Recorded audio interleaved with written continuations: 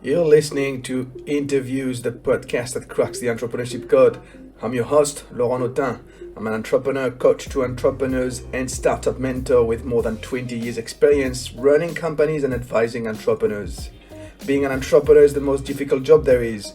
There are no practical guidelines. So join me every week and learn how you can better navigate your entrepreneurship journey and become an exceptional entrepreneur.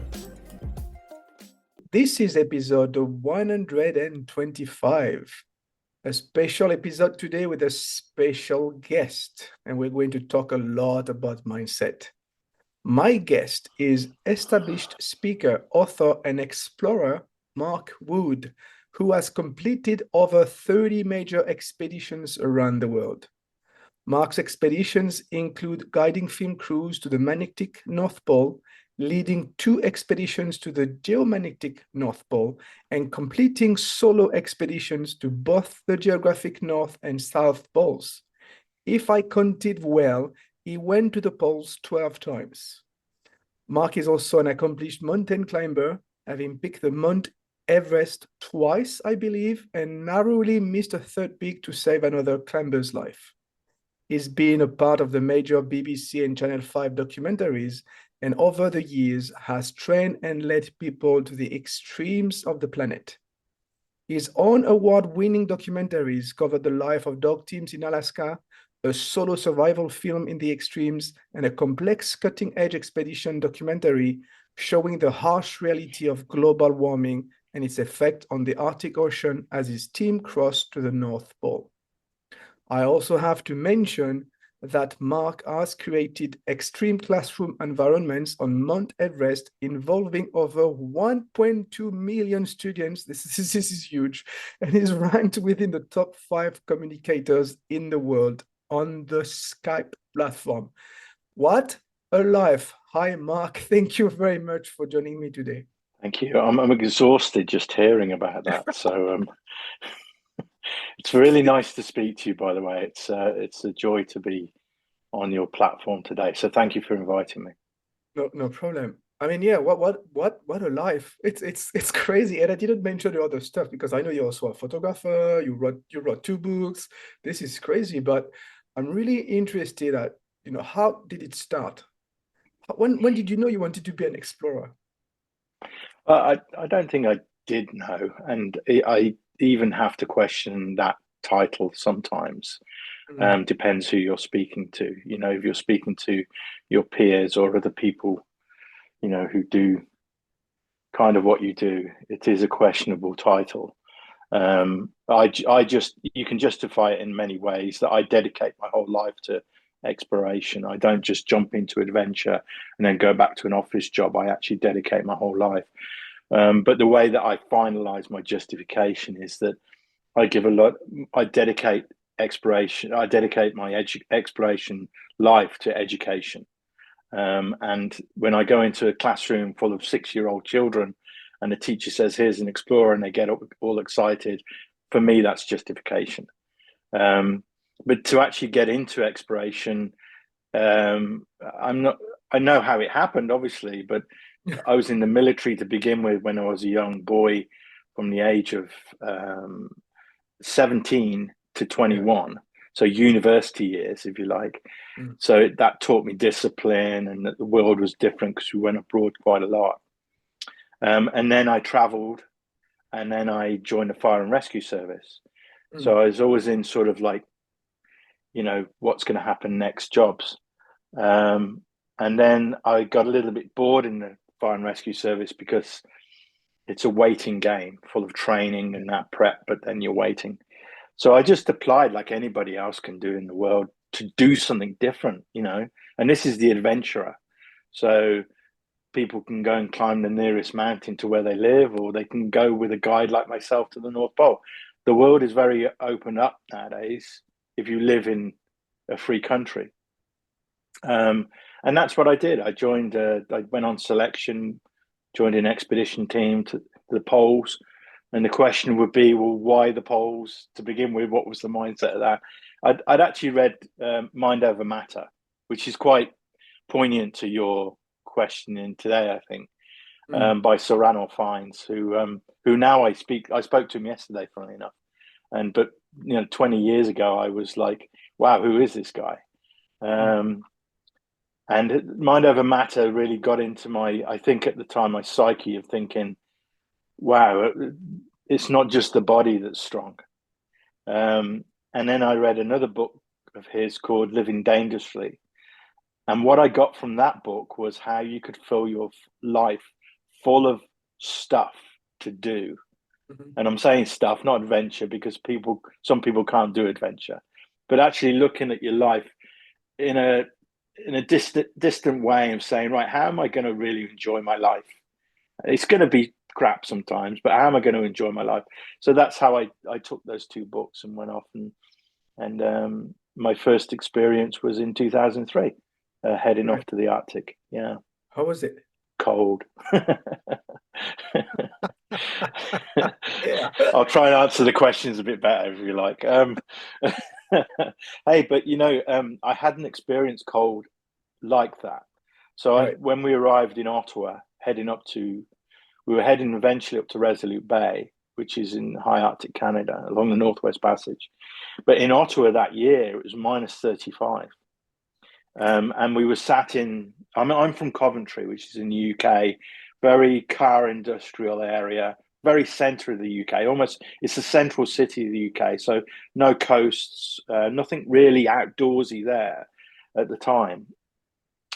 So there was to be then taken to Ottawa, where it was, 3 foot high snow outside of your cafe window, and you're drinking coffee and looking at the snow and putting on big down jackets. That was an experience.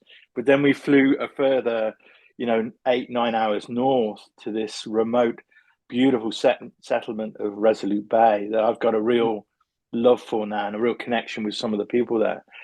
And I stepped off the plane, and as I walked to the terminal, the airport terminal, the the cold air went into my lungs, and I started to cough. And I thought, this is frightening. Surrounded by freezing cold sort of ice, even at the airport. And I thought, how am I going to cope with this? Yeah. But over 70 days of periodic sort of training, I learned how to survive, move, but most of all, and I think this is the key thing, which built me a 20-year career, was I learned how to appreciate the polar regions. And I think that was the key, the trigger for me. So is it what's driving you? Because you also talk about education earlier on. I'm trying to get into a little bit in your mind, 30 major expeditions around the world. I know you went also to Africa. What's a driver? What's your driver? I think in the first probably 4 to 5, about 5 6 years maybe of doing this exploration, I was still working for the Fire and Rescue Service. So I was Mm. taking 3 months off a year to go out and do an expedition. And at the time, I was learning the trade, if you like. And I think it was, looking back now, and in pure honesty, it was more egotistical. So I wanted to be Rand Fiennes or Mike Stroud or, these guys that I knew of, Robert Swan and all that. I wanted to have that photograph of him on the wall of me pulling the sledge and everything. And why not? This is the beauty of it. And there is an ego side to everybody. And my Mm. ego was, I wanted to go and do stuff. And what was all this about? But after a while, I then thought, well, why do I want to do this? Yeah. And I think the trigger was that I gave a talk at my old school in Coventry, and the kids were really excited.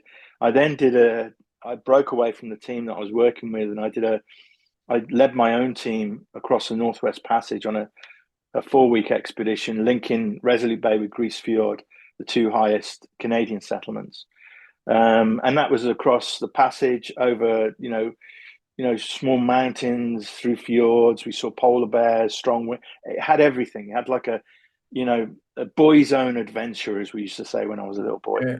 Yeah. Um, and that was really exciting. But the key to that expedition was I linked to these 18 young people in my school via a sat phone every other day. So they were sat in the classroom around a speaker, I was, hi guys, how you doing? Hi Mark, and I was operating in extremes, and this was like 2006.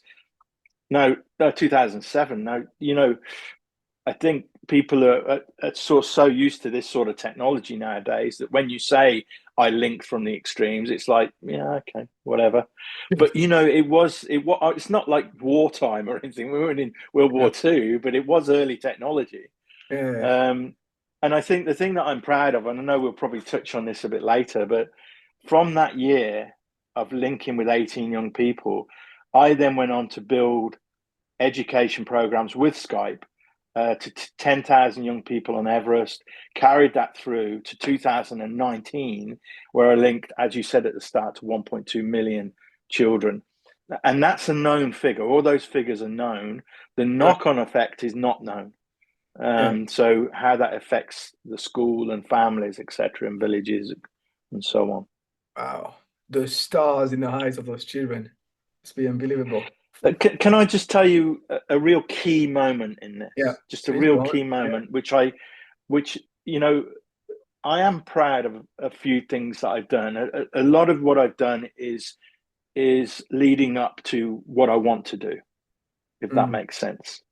Um, but there's a few things that I look back on and go, wow, we really did do that. In 2013, there was 10,000 children plus who followed this journey from the UK to Kathmandu through the lower valleys, all the way up to base camp Everest, all the way up to camp 1, 2, 3, and 4, and heading towards the summit of Everest. I carried a unit in my backpack, an Imasat unit, which would create a Wi-Fi space so I could connect via a tablet to young people around the world visually. You'd only have 5, 10, 15 minutes max to speak to these young people. In the death zone on Mount Everest, 7,200 meters up, as we were moving away from Camp 3 on the Lhotse face. Now, you don't know this, it's quite a dangerous area to hang around, if you like. And when you see these climbers climbing Everest, they're in a line, they're climbing up. Well, picture that, but then picture an idiot like me sat down on a piece of ice with a rope tied around my waist and an anchor in the ground so I wouldn't slip down the mountain. And then I had this tablet in my hand connected to a school in Australia. Now, in Australia, there was about 100 to 200 children sat in a sports hall with a big, massive screen in front of them of an Explorer or Explorer Live on the side of Mount Everest, climbing Mount Everest, Yeah. giving them a talk for. And what happened in those few moments was I gave a little talk, showed them the footsteps of the climbers climbing by me, and then certain children came up and asked me questions, and I know this is visual, so they were giving me fist bumps or high fives or shaking my hand or whatever on Everest, and then they were asking a question and I was answering it. Now, I was super proud of that, but in 2019 I wanted to readdress that, try and make it a bit better if we could. So I contacted, now Skype was in America then, this has moved out of the UK. And I spoke to this one lady and one of the bosses, and she said, "You don't remember me, do you?" I was like, "I'm really sorry, I'm terrible with names." And she said, "Well," and she went through what I just said to you. And she said there was one young boy on there, which I won't mention his name, who was an underachiever in the school. And he was Mm. about to be sort of thrown out, if you like, in a good way. Well, you know what I mean. And he came up to the screen and asked me a question. Don't know what the question was. We high fived or something like that. I talked to him personally from Everest, and they said to me, after that he improved. He kind of understood a little bit more about himself. Didn't become anything special from the school, but remained at the school, and his attitude changed slightly. So for me in 2019, like 7 or 8 years later, I got quite emotional about that because you don't know the knock on effect Yeah. of what you're saying and what you're doing. And that's the responsibility we carry as adults. And when we talk in a position of so called authority, we talk to young people and what we say resonates with them.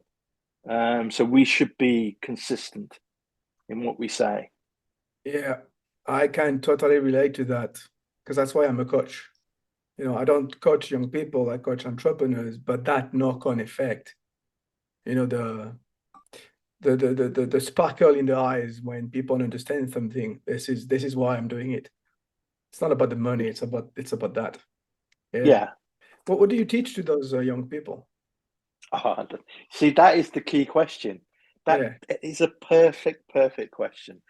Um, it truly is, because the broadness of this is the 10,000 young people that we're connected with are from Africa, Sweden, Thailand, Canada, America, UK.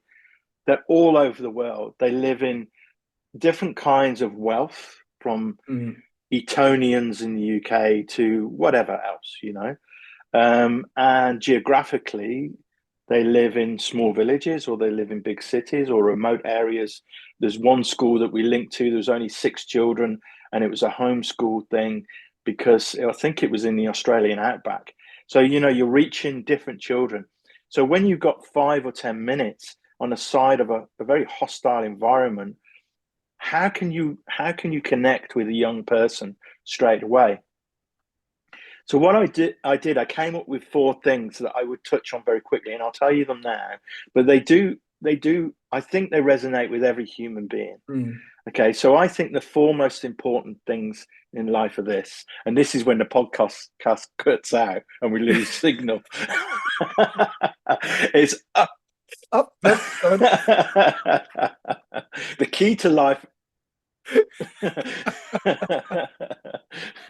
No, I think personally, this is my opinion, but I think the 4 things that I sort of learn by is, and in order really, I think I think the key to everything that you do is you've got to have a total respect for yourself to begin Mm, with. Now, people would think, well, respect for others, but if you don't look after yourself and understand yourself and know that you are one of 7 billion people on the planet, you're unique, you're wonderful, no matter what you look like or where you live or how much money you've got, internally, you're a good, decent human being. So be that person. We'll muck up sometimes, don't worry. That's the learning curve in it. But try and be a decent human being. Respect for yourself is paramount to how you move forward. mm, Second to that is have an equal respect for the environment. Now, we hear this now every day. When I was a kid, we never learned about climate change, the environment, and everything else. And I think climate change seems very distant to people who live in areas that I live in. And it's only when you go to the Arctic or the Amazon or whatever that you understand the enormity of it. We are seeing it on TV. What I try to talk about is the environment directly outside of your building, where you are. It's the local area, your garden, your village, your town, your school, your community. How understand that connection with the environment and how important it is to your own existence as a human being. mm, That's dramatic, but it's absolutely spot on and true and reality. Just have an appreciation. The third thing is, I mentioned already I'm from an industrial car area in the UK, Coventry, but I'm an explorer and yeah. military and rescue and stuff like that. So you've got to think differently about life. So no matter where you're from, if you have nothing in your house, if your mother and father have to work really hard and that, there's always things you can do to make everybody feel good and make your village feel good, or your community or whatever. And if you look down, there's nothing wrong with living a so-called normal life of 9 to 5, 5 days a week. That's a beautiful thing to do. But that comes with the first one: respect for yourself. But to actually think differently, how can I do this differently? So look down life like this, but then look slightly to the left or the right. Mm, And that's how life can be different. And the fourth one is one that I struggle with, because I'm so engrossed in trying to get these expeditions, education, filming, and everything so tight, I forget to have fun. ah, So the fourth one is have fun. So respect for yourself, respect for the environment, think differently about life, and take time to appreciate and have fun. And they're the 4 messages that resonate with every human being. yep. And again, that last one, forget to have fun. Oh, they are big struggle for me. And I Yeah, didn't put it yeah. that way. I put it like I forget to enjoy life. I forget to enjoy Mm, what I have. I don't allow that's it. I don't give myself permission to enjoy, to have fun mm, because of whatever reasons, stupid reasons in my head. Yeah. Thank I you. think I think that I mean other people would be listening to this going, oh well, I would add this to it and I would add that to it. That's fine. It's how you want to. It's your world. It's your Yeah. film that you're creating in your life. But that's how I look at it, and I slip because I'm human. I slip a lot, but then I that puts me back on track again. Um, yeah, I think being a decent human being is something that we can all sort of gear towards. Unfortunately, humans en masse aren't like that. Yeah. Never have been like that. So that's the Mm. battle we face. So we are our own enemy. I don't want to Okay. preach. I know. I mean, I help entrepreneurs stop being the bottleneck in their business. That's what it means. Our own enemies. Um, you mentioned like how you were like addressing the students while on being on the Mount Everest. What was the most intense situation you've ever had to deal with? In Yeah. life, my mum dying of cancer and my dad passing away last year when we couldn't see, well, I could only see him in COVID. But that aside, because that is a life thing, Yeah. um, I think on exploration, it was then further up the mountain on Everest. Um, we were, I felt great. I mean, I'm not a mountaineer, by the way, and Everest is a semi-technical mountain, so, and you're guided on it. So, Mm. but it's still very hard. It's still difficult and hard to operate above the clouds in the death zone. Your body's dying at that point. You take on oxygen, but you're still weakening in your body. Mm. And you can ask anybody that, any of the great climbers. And I've been in touch with, I'm doing an event soon. So I've been in touch with people like Chris Bonington, Ram Fiennes, Kenton Cool, Edmund Hillary's family, all this week. And these are the best climbers, Neville Schumann, Krishna Thapa, who's a great Nepalese climber. And they will all tell you that it's hard. Mm. So when you've got a novice like me going up, and I think the way that you cope with that to begin with is to lower your ego, drop your heart rate, focus on the moment and look at the mountains and just take one step at a time. It's about relaxing your heart rate and moving through quite easily. Difficult to do, but you just got to, you almost take the expedition word out of it. And it's an existence of your time, just moving through and living at base camp and moving up one step at a time. But when we were nearing the summit and we were just about 200 meters away from the summit of the final ascent, we were in a team of four, two Nepalese guys and two British guys, myself and a doctor. And it was in darkness, really cold, probably about minus 40, 45, 50 mile an hour side wind, which made the temperature drop. But I'm I'm used to polar exploration, so I could focus in on the moment. Mm. I was warm in my down suit. I actually unzipped it because I was too warm. Um, and I was hooked onto the line, so I was safe. I wasn't going anywhere. But still, it was if you stepped away from that and thought about the cold and wind and the darkness and the isolation, then you would have panicked. But we Mm. focused on the moment, we climbed. And we got to 200 meters towards the top. I could see the head torches of climbers reaching the summit. And the lead guy got into trouble, fell to the ground. I went up to him and shouted him, "You okay?" And I could see that he was losing strength and, you know, his life. So then I stepped back and spoke to my colleague, and he said, "Well, his feet were frozen. He needed to head down the mountain." And then the fourth guy, who was Nepalese, was already abseiling out of the situation. So I screamed at him in the night to come back up and help me. He came up and he was in bits. He was crying, and I'm nothing special. I want to put that. I am nothing special because I think my training of all the way through my life and then being frightened myself helped, in fear myself helped because it allowed me to just, okay, how are we going to do this? And I focused on just one step in front of the other. But then I was left with this situation. So I looked up at the summit. Oh, by the way, I was meant to do the first live call from the summit to Wow. schools across the world and to the bosses of Skype and Microsoft who were waiting in California for my live call. Yeah.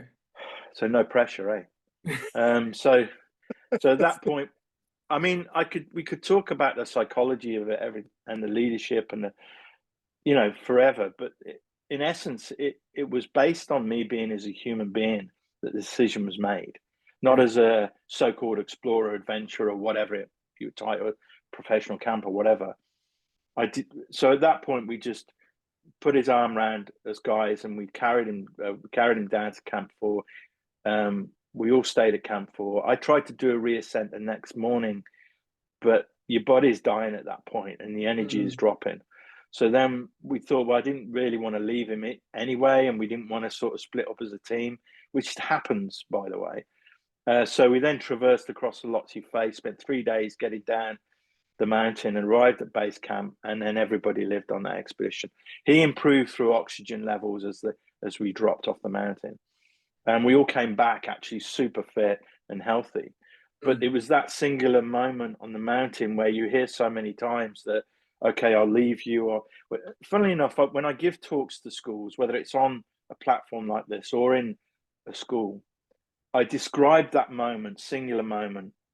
I needed to make a decision. And then I look at the children and go, what decision do you think I made? And I story tell it so it's silent. And then the hands go up, and somebody will say, oh, you carried him down. And another one will say, well, you went up to the top, you were so close. And, so they all have these different ideas, which is great because that's how humans think. They have all these different ideas in the moment, and actually they've been executed on the mountain prior. People have died on that mountain because of wrong decisions in the moment. And it's not for me to judge that, because in the moment is the key phrase to use. Decision making is based on sometimes quick decisions. If you have the luxury of getting together as a team and making a collective decision, then said by yourself because you're the leader, then that's great. But if you've got to make a decision on the spot, then you make that decision, you stand by it. It's based on experience and who you are as a human being. The worst thing you can do in that position is not make a decision. That's the downfall of it. You do workshops also for leaders. How do you translate what you just said and all your experiences in extraordinary situations to them? And by leaders, I also include entrepreneurs, because entrepreneurs are leaders by default. Well, to start off with, I tell the audience of people who are making money out of leadership. So which is nothing wrong with that, by the way. They're great businesses, great strategists and leaders, and people who understand how to run a business and get money and progress a business. So they know more than me in that sense. But my skills have been learned from making a million mistakes and then coming out and understanding who I am and how I can guide and whatever. But right at the very start of a talk, I usually say that I'm not going to reference everything to leadership. So as an example, oh, I was on the side of Everest and this happened. Just as your company puts together a project and maybe something goes wrong, it's so shit. So cliche, that you have to then bring it in, and it sort of takes the moment away from the story. That you have to then bring it into their lives again. So what I say is, look, when I listen to speakers, generally I parallel my own life with what they're saying. So I pick out things, oh, I should do that, or I will do that, or that happened to me. So let me tell my story, and then you take out of it of what you want. If you don't understand certain bits, then that's your question at the end. So that's how I do it. But to format that obviously it needs to be formatted right so that business leaders can gain something out of it to think of. So what I do is, all the expeditions that I've done, major expeditions, by the way, are probably about 12 to 14 major expeditions. The other expeditions that you mentioned are guiding treks or filming, or we've been out for a couple of weeks, and I don't class them as expeditions as such, but I have been in the field getting my hands dirty. So, whatever. What I do is I pick on three moments of three big expeditions. So instead of saying 300 pictures on the thing, this is when I did this is when I did Yeah. that, this is when it's like, oh Jesus. I just have very limited pictures, a few really cool films, but then the words are really important to go around that. And then the three areas that I pick on is being alone in Antarctica, having to cope with loneliness over 50 days, and how I fell sometimes in my mind, and how I picked myself up and kept moving. And the second one is the one I've just told you, but more in-depth story about sort of doing Everest. And then the third one is about working with a team across the North Pole and having to face, not through our own fault, but the expedition changing. As my friend on the expedition has written a book about it called Plan D.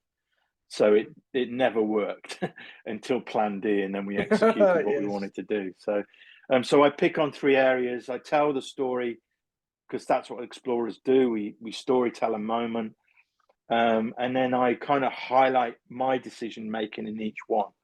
This is why I did this, etc.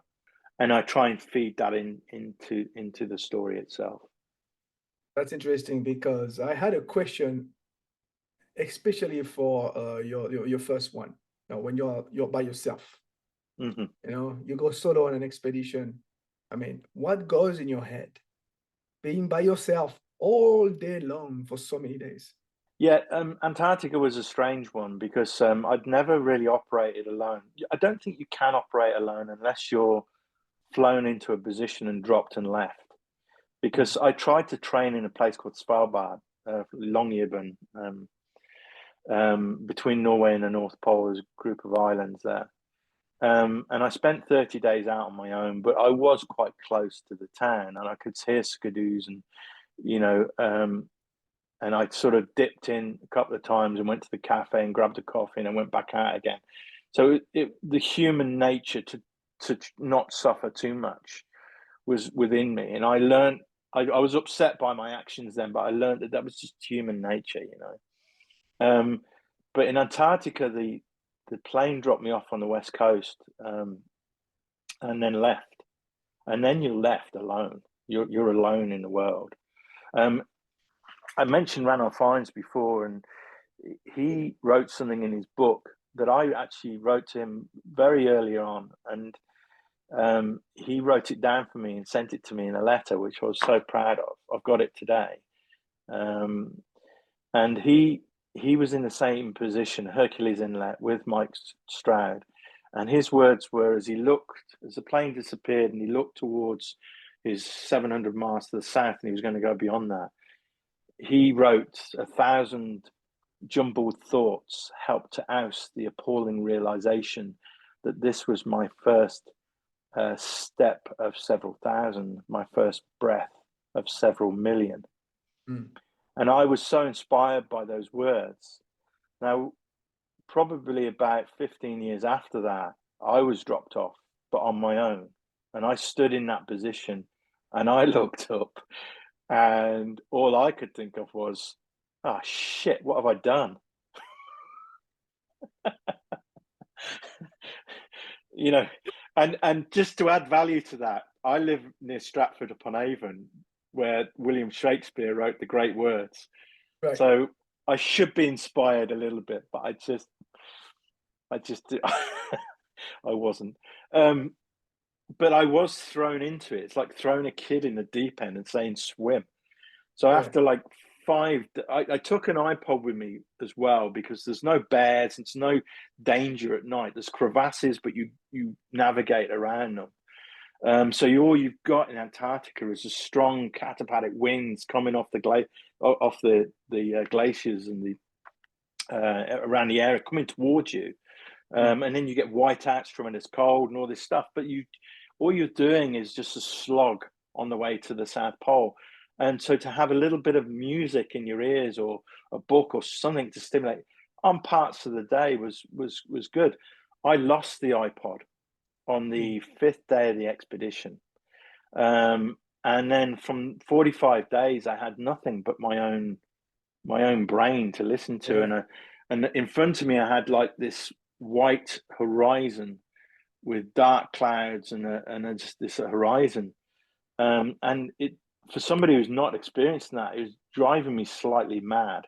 And you start to then get complete clarity in your brain, because every day when we normally wake up, our senses switch on to light, color, sounds, touch, smells, movement, cars outside, trees, Mm-hmm. people saying hello and all this sort of stuff. But when you're out with nothing in Antarctica, a bit like the Matrix, when Keanu Reeves was standing in that white void of a room, you've got nothing but silence Mm. and the wind blowing, and it can really muck your brain up. So you need to focus in somehow to get around that. And I couldn't do it. I pitched my tent on the sixth day. I got upset with myself. My knee was hurting. My bindings had snapped. I was throwing up as well. So I mean, all the stuff that you have when you start an expedition. I was sat in my tent trying to find an excuse to give in, basically. Mm. And I phoned a few of my colleagues up to say, "Oh, my ski bindings have snapped. I might have to stop the expedition." And they were going, "Well, what have you thought of this?" I was like, "Oh shit, yeah, you're right. Yeah, you're right." And then I've got good friends who kind of can. I lined up when I was in the UK to say, when I phone up, because I will, talk me out of it. So they talked me out. And one particular guy, Mark Kelly, who's a super nice guy, he talked me back onto my feet, and I started to move. But then, even that that happened, I started to count my ski steps at like 3,000 ski steps, and I stood then and I thought, how the hell am I going to do this? This is like the first week, and I've hardly covered any mileage. Mm. And I'm struggling like hell. So I put Mm. my ski sticks in the ground and I closed my eyes, and I thought, where do I want to be on this planet in this moment in time? Well, I've got two wonderful dogs, and I'm a real dog lover, an animal lover, over human beings, unfortunately. Um, and I thought of a place that I go to in England where there's pine forests next to the sea, and I walked my dogs through the pine forests. I started to ski, and Mm. walked them through the forest for about 6 miles. Then I brought them down the beach, and I could smell the ocean and smell the pine. And I could see I was throwing sticks for my dogs, and I was continuing my ski. And once I finished my dreamscape, I covered about 5.5 nautical miles. And that's how I made the South Pole. I Wow. created this world in my head, held on to thoughts. It was almost like, and I'm not a religious person. I have a respect for most religions, um, and thoughts. So I became more. I don't say this for effect, by the way. I honestly that I am a straight down honest person, right? And I know that these solo expeditions will affect people in different way. A colleague of mine, he did it, and he just did it. He just skied. So, but for me, I'm an ordinary person who finds exploration difficult. So I have to Yeah. think through it and Mm. prepare well. So that moment in time when I'm trying to push through, it almost becomes spiritual to you, that Yeah. you have to, your brain opens up so much, you get so much clarity from the lack of colors and everything, that you then, it's a wonderful experience of complete brain clarity, where you can think of stuff from your past. I was seeing images of friends and people who have passed away. My mom had passed away 10 years before, and I never grieved because I dealt with it as a soldier. And in Antarctica, I grieved the hell out of that stuff, crying and Mm. all everything. And it was wonderful, wonderful things to experience. Um, so it was a real sort of awakening for me just to do that experience. And I felt, I'm telling you more than I usually do, by the way. But you're good. You're a good interrogator, so that's fine. Um, I also felt a presence with me. Now, if somebody's listening to this, they'll go, "Okay, I've lost it now. Mark's annoying me." But I felt somebody with me. There was a time when I was moving up to the main plateau, which is 3,000 meters up, by the way. So it's the South Pole plateau is Mhm. at an altitude. And I was finding it difficult to go up this hillock area. And I was sort of crying, thinking of my mom and all this.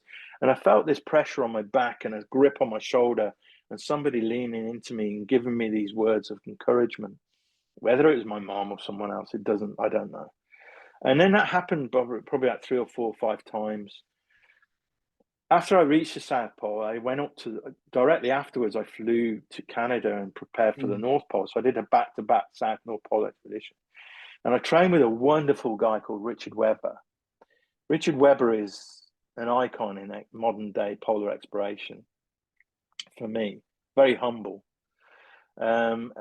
North Pole coastal expeditions 7 times, and he did a return trip from the North Pole, which is unheard of. He's the Messi of the polar world, if you like, for me.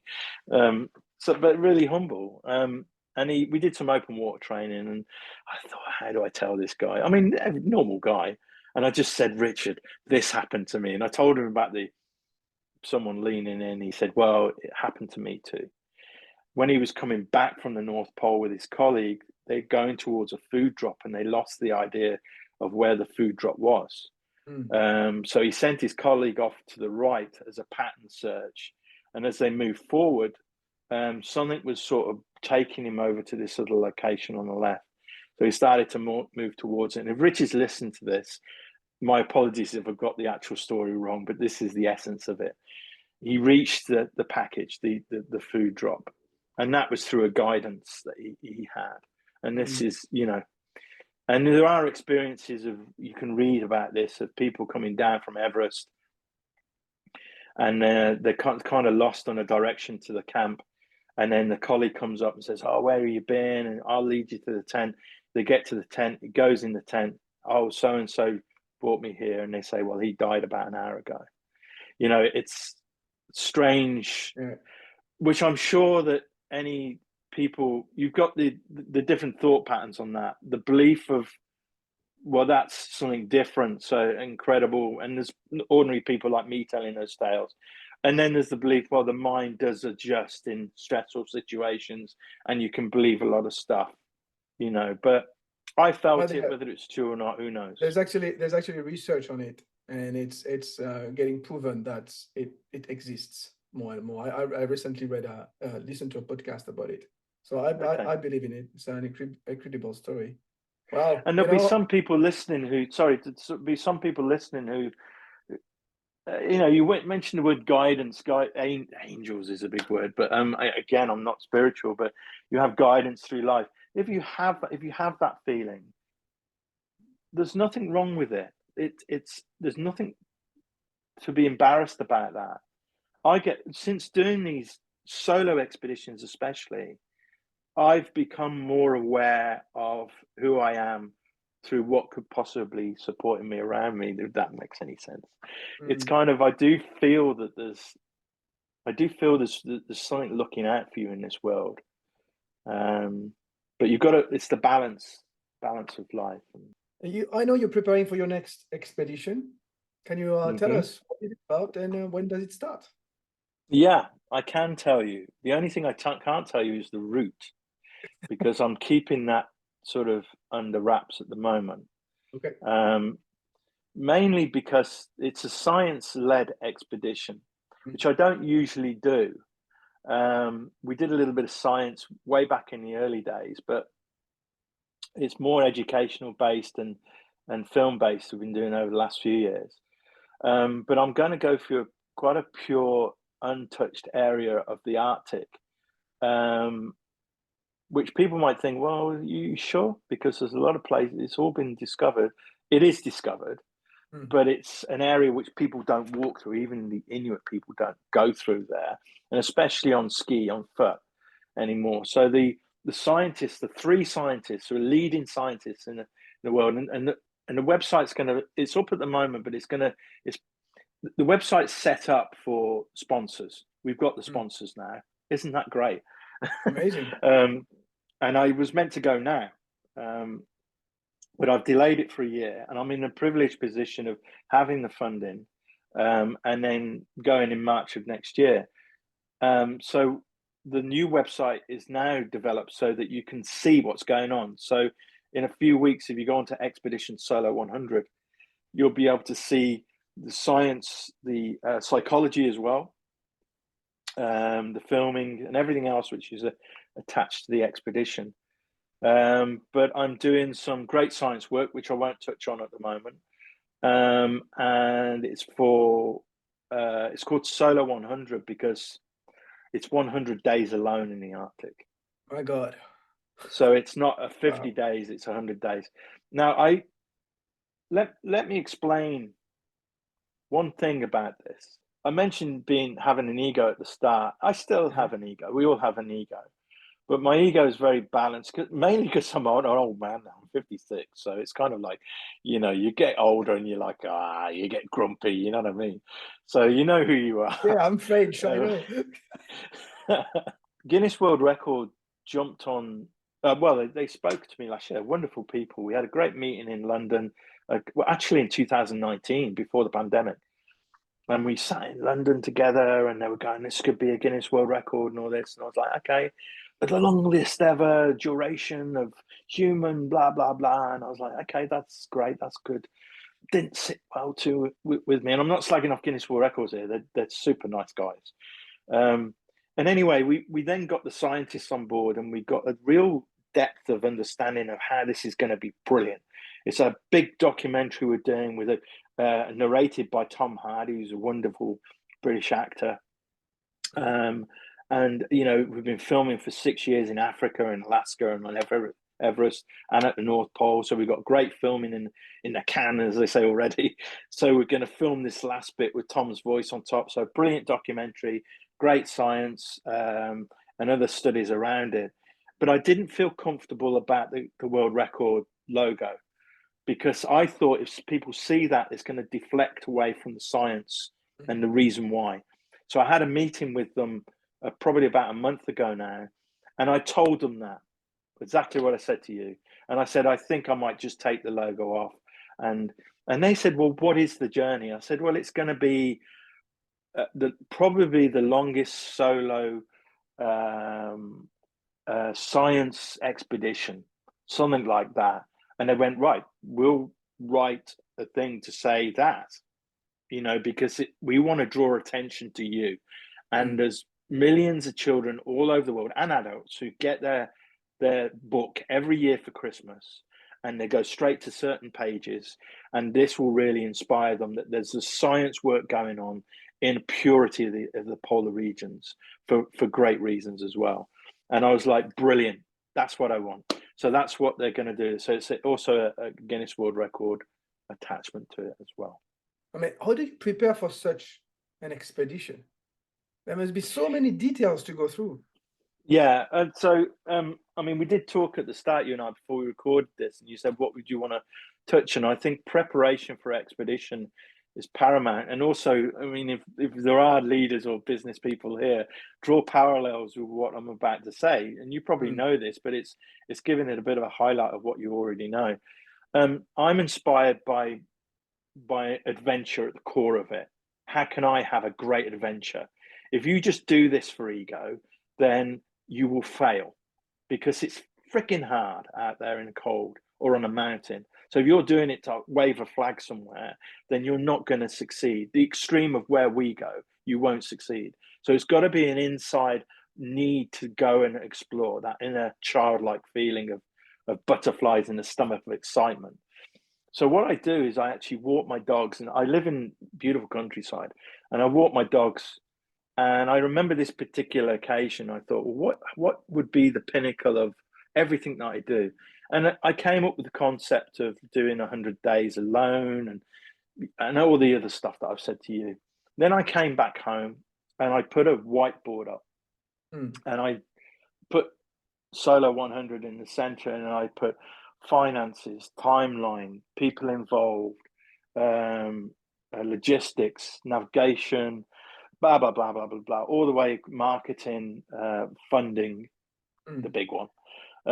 Put it all there, wrote down everything like that, and then walked away. And then when I finished after about 40 minutes, and this is experience going on the board.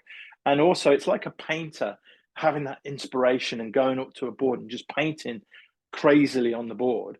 I basically took everything that was in my head and dumped it on this whiteboard. And then what I did then was walked away again. I think, well, being English, I think I made a cup of tea and went up my garden during the summertime, and just took myself away from what was on the board. Yeah. And played with my dogs or whatever it was. And then about an hour later, like an artist, if you like, came back to his painting and sat down and looked at the painting with fresh, clear eyes. And at that point, an artist will see imperfections that he needs to improve on or she needs to improve on. And then in that moment, I will sit back and look at what I've written and gone, that needs to be changed. This needs to be done. And in all honesty, pure all honesty, I go, can this be done? Yes, it can. It can be done. Forget about the money, the logistics and everything at the moment of the problems that I will face with that. On the surface, can it be done? Yes, it can. And that's how you achieve great things. Because come up with creative ideas, think differently about life, creative ideas, honestly look at it, bring other people in of your same ilk, if you like, and then be inspired by the fact it can be done. At that point, everything is free. You haven't spent a penny, but you then got to go and find the money. And that is the entrepreneurial way. Do you consider yourself an entrepreneur? Yeah, I do. I mean, labels are one. Yeah, I do, because of the fact of what I've just told you, really. Yeah. You're taking something which is perceived as nothing, and you're creating something incredible, involving hundreds and thousands of people. So yeah, there's an entrepreneur line in that. Money has never been my driving force within all of this. It blinds you in your road to success. But you can't be naive with the fact that you need to earn money to pay a mortgage and live. So you need to put that within your sponsorship package. And I think the sponsors that have worked with me over the years wouldn't work with me if I bullshitted and said, oh no, there's no money involved for me here. There needs to be money for you to live, for you to go and create this great product that they will benefit from. So when you go to a sponsor, it's not about them giving you money. It's about how they can join forces with you to enhance their own brand, their own, what they're doing in whatever shape or form it is. But to be inspired in the first place will get what they're looking for, and what every business is looking for. Forget expiration now. The brand is you, the person. So you walk into a place and speak to somebody. If they like you, they like your energy, they like the direction, the honesty of where you're going through. You're kind of halfway there, really. I've been in lots of sponsorship meetings where everything's failed. I mean, you've got to have that. Nothing's a failure. It's only an obstacle that you have to pass through, and you gain energy from each failure, if you like, if you want to be entrepreneur about that. But it's about sort of the moment where somebody will say, well, tell me about the trek, Mark. And I'm going, well, it's a ski trek. I'm pulling sledges and the school's involved, and they're looking at you and they're just going to sleep looking at you. And then suddenly you go, do you know what? To be honest with you, I just really want to reach out to, and then you say some incredible thing. And that's that moment where they go, we want to get involved with you. So you've got to believe it inside of you. You've got to have that energy. So when you go in there, you're going in there going, let me tell you about this incredible thing. This is remarkable. Just give me your time, and then give me your money. And this concludes this fantastic episode with Mark Wood. Thank you very much for listening. Interviews Cracking the Entrepreneurship Code is available on all your favorite podcast platforms. Subscribe now so you don't miss any episodes. See you next time. Bye for now.